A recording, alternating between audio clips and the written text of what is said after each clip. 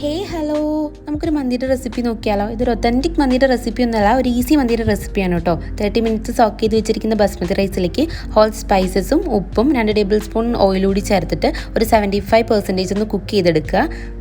വേറൊരു പാനിലേക്ക് ഹോൾ സ്പൈസസും ചെറുതായിട്ട് കട്ട് ചെയ്തിട്ടുള്ള ക്യാപ്സിക്കവും സ്ലൈസ് ചെയ്തിട്ടുള്ള 2 സവോള എടുക്കുക. ഞാനിവിടെ 3 മാഗി ക്യൂബാണ് എടുത്തിരിക്കുന്നത്. നിങ്ങൾക്ക് വേണമെങ്കിൽ 2 എടുത്താൽ മതിയാവും.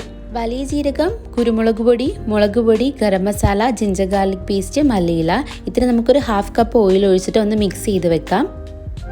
മാഗി ക്യൂബിൽ ഉപ്പുള്ള കാരണം ഉപ്പ് നമുക്ക് നോക്കിയിട്ട് ചേർത്ത് കൊടുക്കാം. ക്ലീൻ ചെയ്ത് വെച്ചിരിക്കുന്ന ചിക്കനും കൂടി ആഡ് ചെയ്ത് നന്നായി ഒന്ന് മിക്സ് ചെയ്യാം. നിങ്ങൾക്ക് വേണമെങ്കിൽ നിങ്ങൾ മന്തി ഉണ്ടാക്കാൻ ഉദ്ദേശിക്കുന്ന കുക്കറിൽ തന്നെ ഇത് മിക്സ് ചെയ്ത് വെക്കാം കേട്ടോ. ചിക്കൻ കുക്കറിലേക്ക് മാറ്റി ബാക്കി 1/2 കപ്പ് ഓയിൽ കൂടി ഒഴിച്ച് നമുക്കിനി റൈസ് ലെയർ ചെയ്യാം.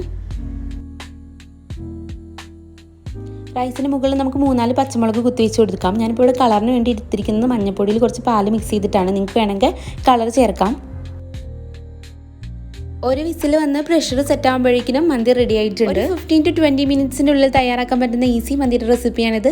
അപ്പോൾ ബൈ.